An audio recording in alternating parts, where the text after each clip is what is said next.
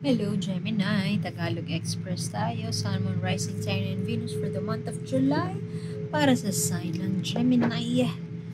Kunin nyo lang kung ano yung nakarelate kayo at tapon nyo yung hindi. Okay lang yun. Maaaring ang susunod na buwan ang makapagbibigay sa atin ng same kwento dahil masyado itong general, masyadong marami ang makakapanood. So, okay lang yun. Kung hindi nakarelate, naniniwala din ako na meron at merong mensahe na mapupulot tayo dito, lalo na yung oracle card sa dulo dahil universal ang mensahe niyan at whether or not nakarelate tayo dun sa tarot reading ay aligned na yun doon. Anyway, pasensya na sa ingay sa paligid at sorry din sa pause na yun. Biglang nangati yung lalamunan ko. Pero Gemini, ano nangyari? Meron tayong relasyon na matagal nang gusto nating iwan. Sorry, binalik ko yun kasi masyado marami. Gusto na nating iwan pero hindi natin maiwan-iwan dahil parang feeling mo matatalo kapag iniwan mo.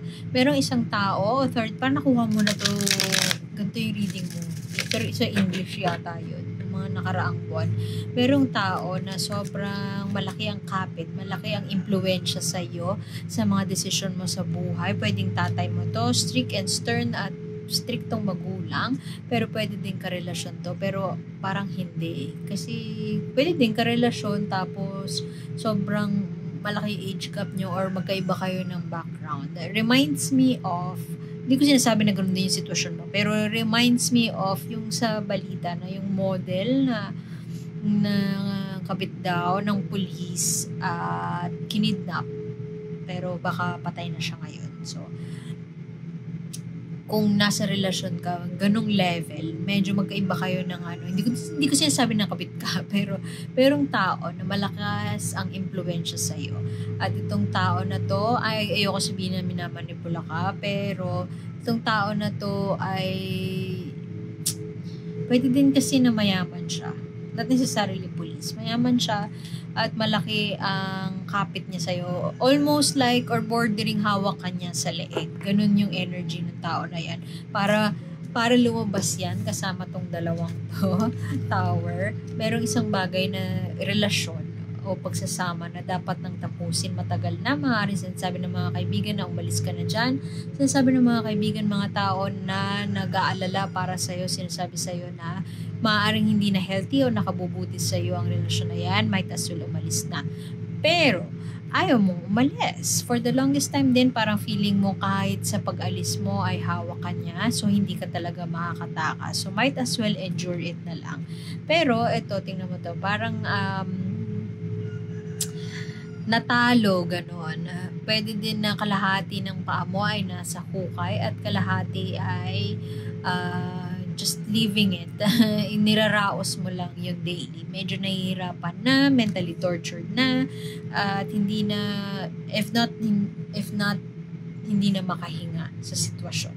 Merong isang bagay na kailangan ng wasakin ni universe, pero hindi niya mawasak-wasak dahil ang free will po natin ay ginagamit natin sa pag-stay all for the wrong reason. So, Gemini,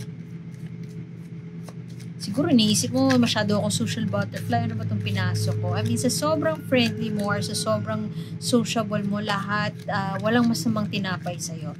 So, dahil walang masamang tinapay sa'yo, medyo nakapasok tayo sa isang relasyon, pagsasama, o doesn't matter kung romantic relationship o working relationship. Nakapasok tayo sa isang sitwasyon na hindi natin akalain na tatagal tayo, for one, at pangalawa, ay hindi na tayo makakalabas. So, bordering, nawawalan ka na ng freedom. Parang nakaklip na yung, kung ikaw ay butterfly, nakaklip na yung wings mo at hindi ka na makagalaw at all. So, maaaring gusto mo nang umalis, gusto mo na mag-travel, pero itong taong to, pinipigilan ka na umalis. Maraming plano, maraming gustong simulan na proyekto, pero hindi natin magawa. Primarily, maaaring natatakot tayo or merong alam mo fears ka kahapon, pero ngayon ano nangyari dahil siguro sa tao na to, ayaw mo siya sisihin kasi choice mo naman yun pero Kahapon lang ang tapang-tapang mo, risk taker ka ngayon, pero takot ka nang gumalaw, takot ka nang kumilos kasi parang under surveillance ka, parang ganun. Merong tao sa paligid mo, pwede din na father, relasyon sa ama. Tapos yung nanay mo, sinasabihan ka na ganito na lang gawin mo, pumunta ka ng ganito, umalis ka na lang, or tinutulungan ka ng nanay mo at nakikinig siya sa'yo, pero wala siyang directly magawa para tantanan ka na ng tao na to. Whoever this person is, pwede din kasi na ikaw to. Cancer, Scorpio, Pisces. Mataas ang EQ. Magaling makiramdam. Siya ang iyong source of strength emotionally. Parang feeling ko ibang tao siya eh. Hindi ko nararamdaman na ikaw siya. Feeling ko ibang tao siya. Pwedeng older female figure. Pwede din na, yun nga, mama mo. Pwedeng ate mo, kapatid. Malayo siya sa'yo, pero supportive siya sa lahat ng decision mo. Pero minsan ayaw kanyang pakialaman. Pero minsan tinatry niyang isundot na sabihin sa'yo kung ano yung opinion niya or suggestion niya para magbago yung sitwasyon mo. Mayroong dapat magbago, maalis sa buhay mo, or mawasak na ng tuluyan, pero ikaw to mismo ayaw gumawa ng paraan, or ayan, tulog-tulugan, Snow White ang peg mo. Nalaso na ang isip ng isang tao na nandun ka na sa sa hawak ka na niya.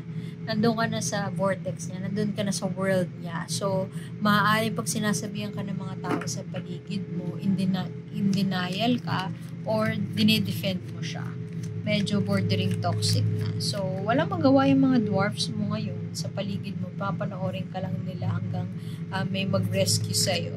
Maaaring itong sitwasyon na to ay not entirely Snow White and the Seven Dwarfs. Hindi ibang tao ang hindi Prince Charming ang makaka-save sa'yo, kundi sarili mo.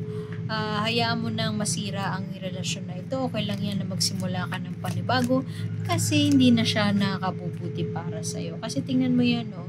Ang daming flowers sa paligid niya, pero hindi niya na napapansin yung ganda nung bulaklak sa paligid niya. Nahuhulog na lang sila hanggang naubos na yung hindi ko alam kung anong puno yan. Let's say cherry blossom, rose yata yan or whatever. Naubos na yung beauty, naubos na yung pamumulaklak, naging barren na yung land. Hindi niya napapansin. Naubos na yung beauty na hindi niya napapansin or hinayaan niya na maubos yun. At pwede din na dumating ka din sa point na na-realize mo na tama nga yung mga tao sa paligid mo, pero nahihiya kang mag-come out kasi parang feeling mo i-judge ka ng iba, or feeling mo ayaw mong rub salt to the wound. Ayaw mong ipagmukha pa sa'yo na oo na, mali na nga, yung ganun. Ayaw mo dumating sa ganun. Ayaw mo sabihin na oo na, mali na, alam ko na. Ayaw mo namang gumanon. Kasi medyo, ewan ko, pride. Medyo hindi pa tayo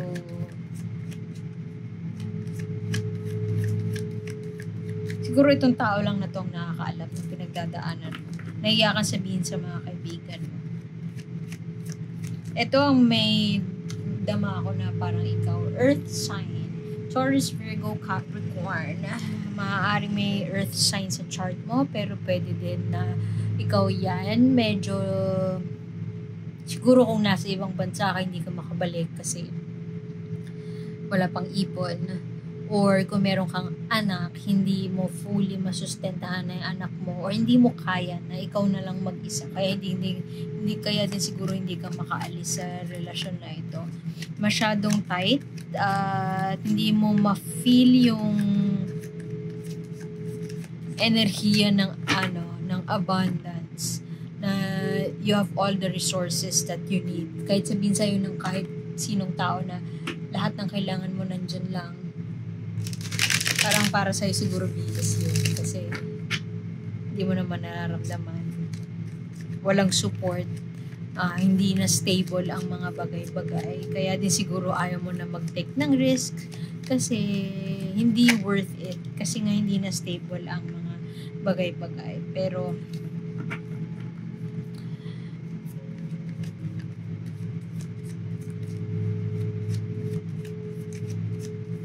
transition. Parang may transition tayo. Coming of age. I mean, hindi literal na nagdadalaga ka, pero dadalaga, nagbibinata. Pero coming of age in a sense na nagmamature na. Medyo nagbabago na yung mga pananaw mo sa mga bagay-bagay, na ayaw mo nang pumatol sa mga petty na mga bagay, or ayaw mo na rin patulan yung mga tao na nagsasabi ng hindi maganda sa'yo. Gusto mo nang palayain maaari ang sarili mo at gumawa ng mga paraan para mabago yung sitwasyon mo. Pwede din na gusto mo mag-aral. Actually, magandang combination tong dalawang to. Tingnan mo, magkamukha pa sila.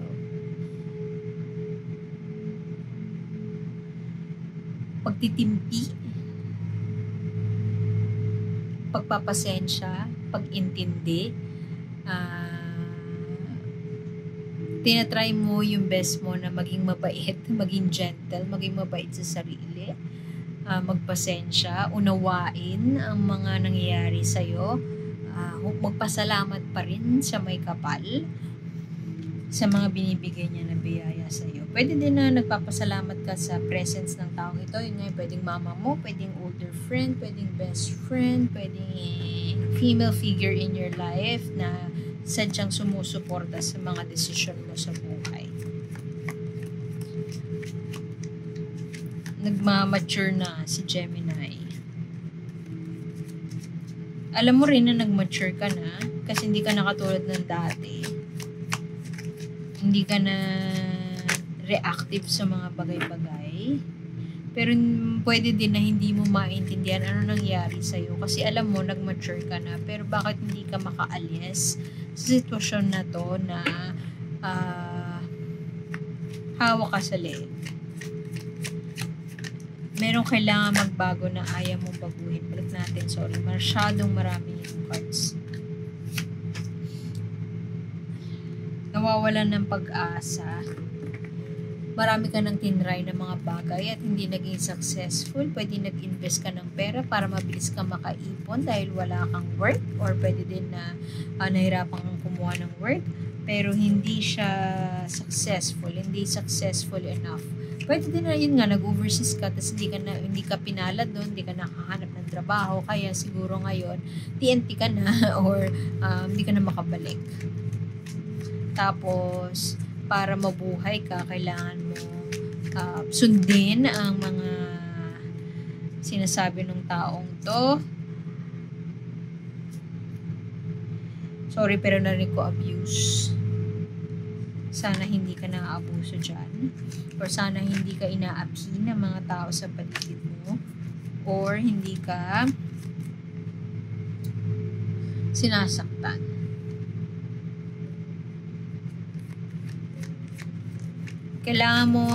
Marami kang kailangang patunayan pag aalis ka sa poder nung taong ito, yung influential sa'yo, o yung taong malakas ang kapit, hawak, impluensya, pwedeng pagmamanipula sa'yo. Kaya siguro naghihintay ka lang na umukay ang lahat. Pwede din na inaantay mo na makarating dyan yung family mo para may plano ka na para tumakas, umalis, o whatever. Para lang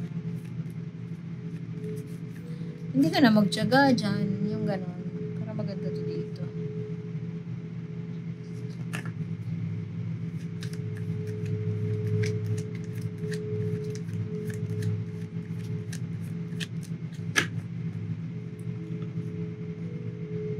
So, natin ang mga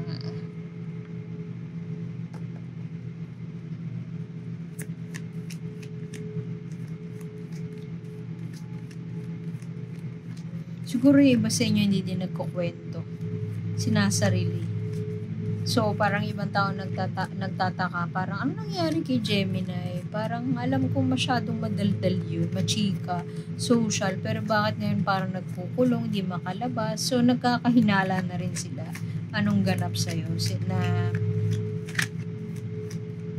bakit biglang in the snow ka, nag-hibernate ka bigla?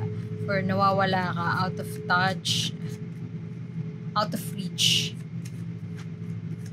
May pagbabago sa'yo. Pero, yung pagbabago na yun naman ay nagwo-work sa'yo. Yun nga lang, kung ano man yung pinagdadaanan mo ngayon, kung ano mang mental torture ito, sa mga dinami-dami ng attempt mo para baguhin yung sitwasyon mo, kailangan mo pa rin patunayan yung sarili mo at kailangan mo pa rin gumawa ng, nag-fail. Marami kang tinry, pero nag-fail siya. Hindi siya as expect. Uy, tingnan mo. Alam mo kung ano to? Ito yan, no? Power. Recurring card. So, clear affirmation na kailangan mo ng hayaan na mag-fall apart. Huwag mo na i-try na i-prove ang sarili mo. Kung kinakailangan mo mag-aral, mag-venture somewhere else, mag-try ng panibago, now is the right time. Kasi anything that is not built, pag mahina ang pundasyon, bibigay at bibigay talaga.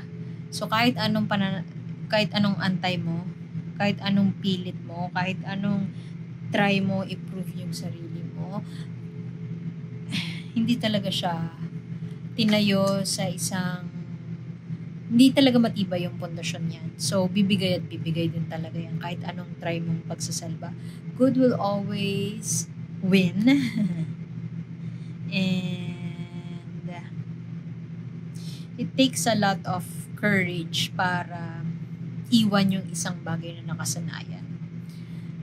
At mukhang affirmation to from the universe na meron ka nung tapang na yon at meron kang ibubuga para magsimula ng bago at mature ka na enough. Alam mo kung ano yung gagawin mo at equipped ka na ng hindi man nagtagumpay ng mga nakaraan, pero equipped ka na ngayon with all the maturity. Alam mo na yung na learn mo na yung lesson mo at oras na para i-practice yun. Kasi suportado ka naman ni universe at kailangan na talaga. Alam mo, hanggang habang iniiwasan mo siya, darating at darating ang panahon talaga na hahabulin at hahabulin ka niyan. So, kapag pinatagal mo pa, si universe na ang gagawa ng paraan para itigil mo na yan. So, tigil mo na yan. Kung ano man yan dapat mo itigil, like yung relasyon, kung nasa sitwasyon na kanina ko pa sinasabi yung transition. Nandun ka imago, nandun ka sa sitwasyon na alam mo yung bago, yung from caterpillar to butterfly, nasa chrysalis siya, nasa loob siya ng white na imago ang tawag doon. So yung point na yon na nagpe-prepare ka, di ba ang caterpillar, napakatakaw niya, naubusin niya yung halaman mo para lang bago siya maging butterfly. So, nandun ka sa period na yon ng unknown, period of uncertainty, malabo ang lahat ng bagay, nakakapagod, masakit sa ulo, may failure, may pagdurusa, may oppression, pero sa huli, mapagtatagumpayan mo lang na kung merong integrity at merong walang ill intention, walang masamang balak sa mga bagay-bagay. So, i-enjoy mo lang itong panahon na ito of transition, of pag-aantay, period of waiting. Pero at the same time, siguro magplano ka na.